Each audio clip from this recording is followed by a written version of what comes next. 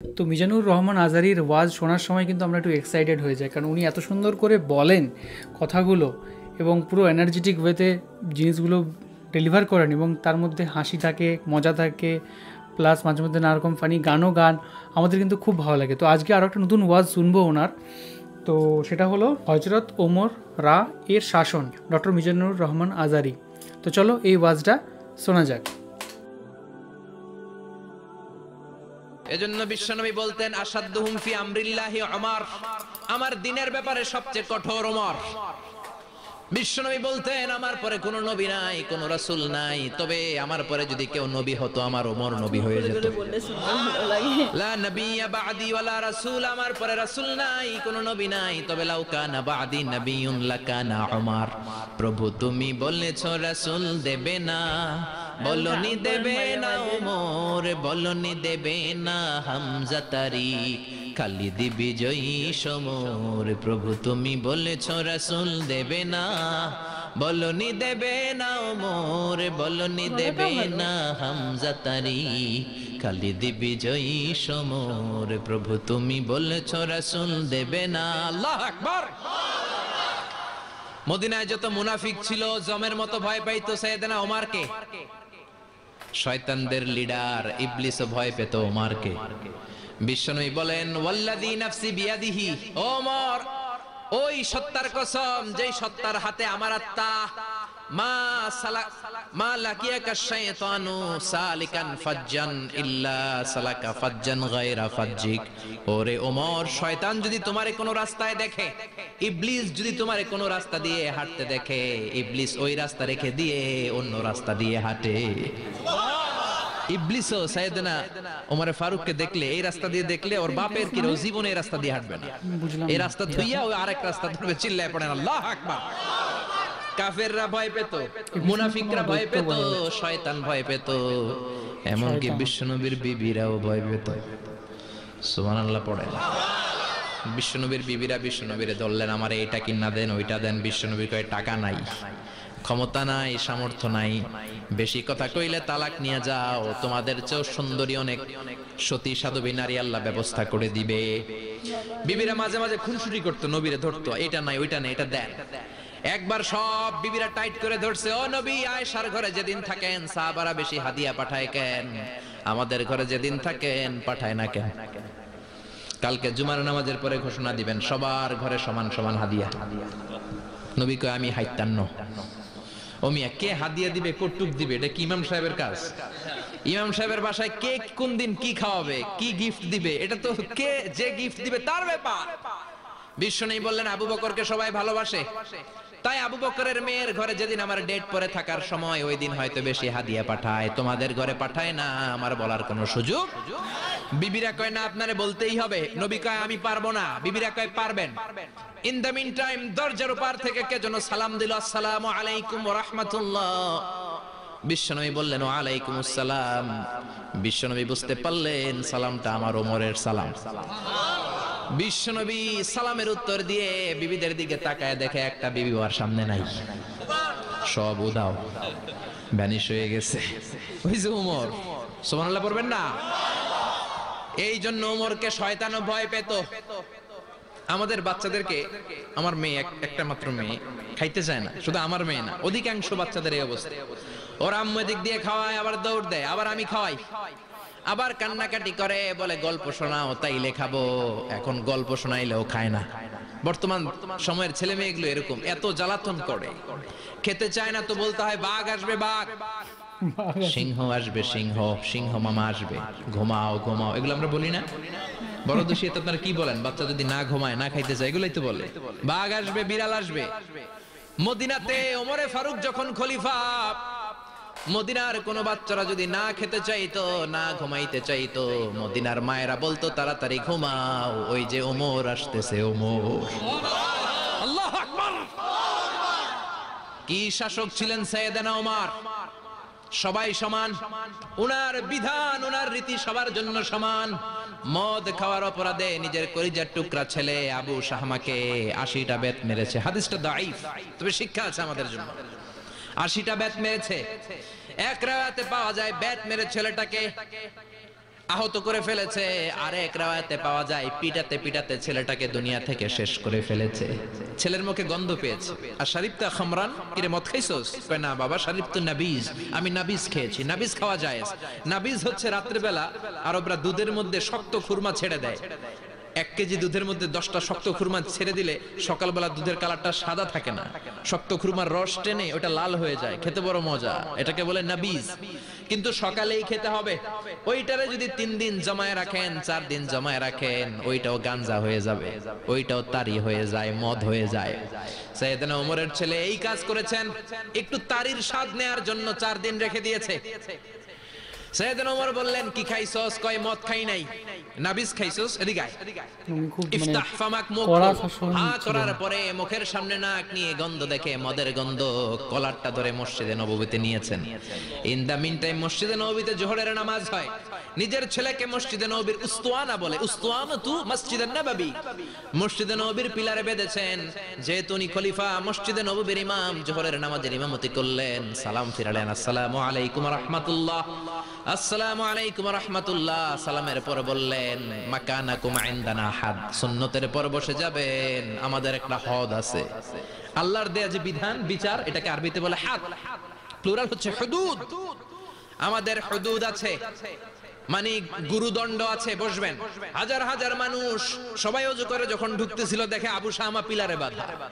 সবাই তো আশ্চর্য, কি আজীব তামাশা, প্রেসিডেন্টের পোলা বাঁধা। নামাজের পরে বাইরে আসার পরে হাজার হাজার মানুষ তাকিয়ে আছে। কানাঘুষা কানাঘুষা শুরু হয়ে যায়। সবাই বলে, কি হয়েছে? ওমর কয়, আমার টানাটানি করা যাবে না। এই যে থামেন থামেন, এখন টানলে কি হবে আমি জানি, খুব বিশৃঙ্খলা হবে। দাঁড়ায় শুনেন, দাঁড়ায় শুনলে ডবল সোয়াব। আমি চলে গেলে এরপর আপনারা টানাটানি করে ঢুকেন। কথা শুনতেছেন তো? মনোযোগ আছে? লোকদের মধ্যে কানাঘুষা। প্রেসিডেন্টের ছেলে, কেউ কয় ওমর মনে হয় মারবে না, যেহেতু নিজের ছেলে তো একটু ধমকি টমকি দিয়ে ছেড়ে দিবে। কেউ কেউ বলে, না ওমর তো এত সহজ মানুষ না, মদের বিচার তো 80টা বেদ, মনে হয় 40টা মারবে। কেউ কয় না, 80টাই মারবে। ওমর চেয়ারে বসে জল্লাদরে ডাকলেন, বললেন, ইবদা বিসমিল্লাহ, নে চাবুক শুরু কর। বাইতুল মাল থেকে শক্ত সাইজের একটা চাবুক আনবি। জল্লাদ চাবুক এনে দাঁড়ালেন। ওমর বললেন, ইবদা বিসমিল্লাহ, শুরু কর। জল্লাদ মারতে শুরু করেছে। ওয়াহিদ, ইতনাইন, তালাতা, 3টা মারার পরে এক থাপ্পড় মেরে জল্লাদকে 3 হাত দূরে ফেলে দিলেন। ধমক দিয়ে বললেন, তুই চাবুক মারস নাকি চাকরি বাঁচাস? আসলে জল্লাদ কিন্তু আস্তে মারে নাই, দেহের যত জোর ছিল জোর দিয়ে মেরেছে, কিন্তু ওমরের পছন্দ হয় নাই।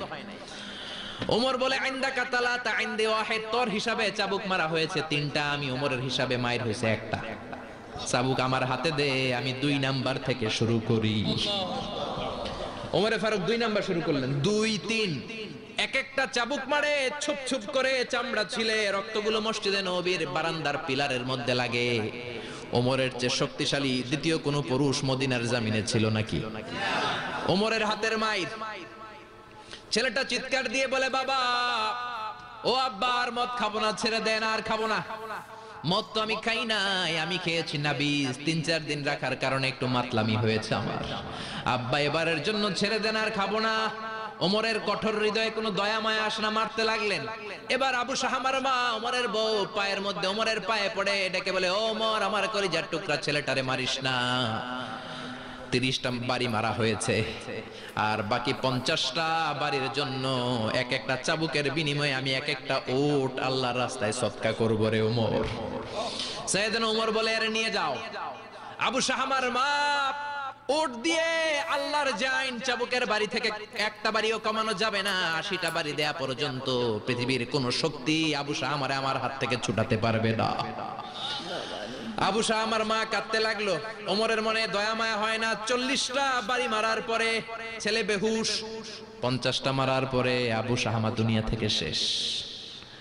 সবাই নিস্তব্ধ, নীরবতা, পিন ড্রপ সাইলেন্স, পিন পতন নীরবতা।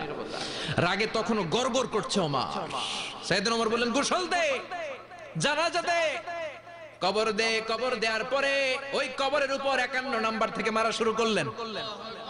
52, 53, 60টা, 70টা, 80টা চাবুকের বাড়ি কবরের মধ্যে, বিশাল বিশাল বড় বড় বাড়ি মেরে আঘাত করে আল্লাহরে ডেকে বললেন, আল্লাহ, আমার ছেলে হওয়ার কারণে, প্রেসিডেন্টের ছেলে হওয়ার কারণে আমি পার্সিয়ালিটি করি নাই, একটা চাবুকের বাড়িও কম দেই নাই। কিয়ামতের দিন তুমি আমারে জালিমদের কাতারে দাঁড় করাতে পারবা না। আল্লাহু আকবার। ওই ওমরের শাসন যদি দেশে থাকতো, দেশটারে মদিনা বানাইতো কে? এখন রিকশাওয়ালার পোলার জন্য এক নিয়ম, প্রধানমন্ত্রীর পোলার জন্য আরেক নিয়ম, কুলিওয়ালা ঠেলাওয়ালার জন্য এক নিয়ম, প্রেসিডেন্টের মেয়ের জন্য আরেক নিয়ম। জোরে বলেন ঠিক কিনা? সবার জন্য যদি এক নিয়ম হতো, চুরি করলে যদি হাত কাটা হতো, জিনা করলে যদি পাথর মেরে গর্দানটা উড়িয়ে দেয়া যেত, বাংলার জমিনে আর কোনো চোর আর জিনাখোর পাওয়া যেত না। চুরি করলে হাত কাটো কার আইন? তবে এটা কলা চোর, মুরগি চোর, ডাব চোর, আম চোর না। যেই চোরগুলো একটা কলমের সিগনেচারের খোঁচায় দেশের 1000 কোটি টাকা মেরে দেয়, ওই চোরদের হাত আগে কাটতে হবে। যেরকম ঠিক কিনা? এক কলমের খোঁচায় শেয়ার বাজার খাইয়া ফেলায়, হলমার্ক খাইয়া ফেলায়, দেশের টাকা সুইজারল্যান্ডে পাঠায়, ওই চোরগুলার হাত। জোরে বলেন ঠিক কিনা? এজন্য বিশ্বনবী বলতেন, আসাদুহুম ফি আমরিল্লাহি উমর। আল্লাহর দিন বাস্তবায়নে সবচেয়ে কঠোর সাহাবী ছিলেন ওমর। আবু বকর ছিলেন নরম, ওমরের মেজাজকে গরম বানাইছে কে? এই জন্য ইসলামের মধ্যে যেমনি সহনশীলতা আছে, আবার ইসলামের মধ্যে বিদ্রোহ আছে না নাই? অন্যায় দেখলে থামিয়ে দেওয়ার দরকার আছে রাই। তো এখানে জানলাম প্রচণ্ড কঠিন শাসনের কথা। তো যিনি তার ছেলে হলেও তাকে কিন্তু কোনো রকমের কোনো ছাড় কিন্তু তিনি দেননি। তো কেমন, তোমার কি মনে হয় এই বিষয়টা নিয়ে? হ্যাঁ, আমার দেখে খুব ভালো লাগলো। আর যারা সত্যি মানে সমস্ত কিছু নিয়ম মানে এই শাসন, তারা কিন্তু শুধুমাত্র নিজের ছেলে নয়, অন্যের মানে যেই দোষ করুক তারাই তাকে, যেই দোষ করুক তাকেই হচ্ছে শাস্তি দেয়। সেক্ষেত্রে যদি নিজের ছেলে হয় তাকেও সঠিক শাস্তি দেয়। আর এখানে সেরকমই হচ্ছে শাস্তি দিয়েছে। কিন্তু আমার মনে হয় অত্যাচারটা মানে কোনো কোনো সময় মানে সবারই যখন হচ্ছে শাসন করে তখন হচ্ছে অতটা মানে শাসনের মাত্রাটা না রেখে যদি ভালো করে বুঝিয়ে বলা যায়, আমার মনে হয় সেটাই বেশি ভালো হবে। কারণ অনেক সময় অনেক যখন কঠোর শাসন হয় তখন আমাদের কোনো কোনো সময় খারাপ পর্যায়ে চলে যায়। যেমন এখানে ছেলেকে মারতে মারতে ছেলে পুরো মরে গেল, এটা আমার খুব খারাপ লাগলো। তাকে যদি একটু বুঝিয়ে ভালো করে বলা হতো যে আর না, তাহলে আর সে হচ্ছে খেত না। সেরকম আমার মনে হয় যে এই মারামারি থেকে যদি একটু ভালো করে বুঝিয়ে বলা যায়, তার মধ্যে যদি কথাগুলো ভালো করে মানে প্রবেশ করানো যায় যে এমন এমন কথা বলে যাতে সে আর ওই কাজটাই না করে, ওই রকম যদি একটা মানে শান্তিপূর্ণভাবে একটা আলোচনা, তাহলে আমার মনে হয় বেশি ভালো হবে। একদম। কিছু ক্ষেত্রে দেখো আইন বা ব্যবস্থার শাসন অবশ্যই কঠিন হওয়া উচিত, আর কিছু ক্ষেত্রে অবশ্যই সেই জিনিসটা একটু সহজ সরলও হওয়া উচিত। কারণ হচ্ছে আমার মনে হয় যে কাউকে যদি মেরেই যদি সে ফেললো তাহলে সে শুধরানোর কোনো জায়গাই পেল না, তাই না? সে আর কোনোদিনও সেটা ইয়েই করতে পেলো না। যদি হয়তো সে বেঁচে থাকতো তাহলে হয়তো সে শুধরে যেত ইন ফিউচারে, বা তাকে মারা হোক, তাকে 80 ঘা বেত মারা হচ্ছে, 80 ঘা বেতই মারা হোক তাকে, কিন্তু মানে পুরোপুরি মেরে ফেলাটা আমার মনে হয় কোনো একটা জায়গাতে একটু কষ্টকর জিনিসটা। বাদ বাকি আপনাদের কীরকম মনে হয় এই জিনিসটা সম্পর্কে, তো কমেন্টে অবশ্যই জানান। আরেকটা জিনিস সেটা হচ্ছে যে কিছু ক্ষেত্রে উনি যেটা বলেছেন যে যারা হচ্ছে চুরি করে, যারা কোটি কোটি টাকা ঋণ করে, তাদের অবশ্যই যদি তাদেরকে এরকম শাস্তি দেওয়া হয়, হাত কেটে দেওয়া হয় বা এরকম টাইপ কিছু শাস্তি দেওয়া হয়, তাহলে কিন্তু অবশ্যই দেশের কিন্তু অনেক উন্নতি হবে এবং দেশ কিন্তু অনেক সুন্দর হবে, অনেক সুন্দর মদিনা শহরের মতো হবে বলেছেন ইনি। সেটা অ্যাকচুয়ালি সত্যি। আর কথা বলতে একজন যারা ছোটোখাটো জিনিস চুরি করে, আম চুরি করে, কাঁঠাল চুরি করে, কলা চুরি করে, তারা না হয় পেটের দায়ে চুরি করছে, সেই চুরিটা তাও জাস্টিস একটা ভাবা যায়। কিন্তু যারা কোটি কোটি টাকা চুরি করছে, 10 কোটি আছে তাও আরও 100 কোটি চুরি করছে, তাদের তো মানে কোনো ক্ষমাটা থাকা উচিতও না সেই সমস্ত মানুষদেরকে। তো ভুল করলে কীরকম ভুল করেছে সেটাও মনে হয় বিবেচনা করে করা উচিত। আর আপনাদের কি মন্তব্য সেটাও কিন্তু কমেন্টে অবশ্যই জানাবেন। আমাদের যেটা অনুভূতি যেটা পেলাম সেটা আমরা জাস্ট জানালাম। এখানে কোনো কিছুকে আমরা ছোট করছি না, বড় করছি না। উনি নিশ্চয়ই নিঃসন্দেহে অনেক মহান একজন ব্যক্তিত্ব ছিলেন, যিনি নিজের ছেলের ক্ষেত্রেও কোনো বাদ বিচার কিন্তু করেননি। কিন্তু কোনো কোনো জায়গাতে একটু হয়তো যদি সফট থাকতো, সফট কর্নার থাকতো, তাহলে কিন্তু প্রাণে হয়তো মারা যেত না। এটাই জাস্ট বলার। বাদবাকি আপনার কি মন্তব্য সেটা অবশ্যই কিন্তু কমেন্টে জানান। ওকে, আর কোন বিষয়ের উপর আমরা রিয়াকশন করতে পারি সেটাও কিন্তু কমেন্টে অবশ্যই জানাবেন। তো এখনকার মতো এই পর্যন্তই, দেখা হবে অন্য কোনো ভিডিওতে। ততক্ষণের জন্য ভালো সবাই থাকুন, খুব ভালো থাকুন, সুস্থ থাকুন আর দেখতে থাকুন আমাদের চ্যানেল।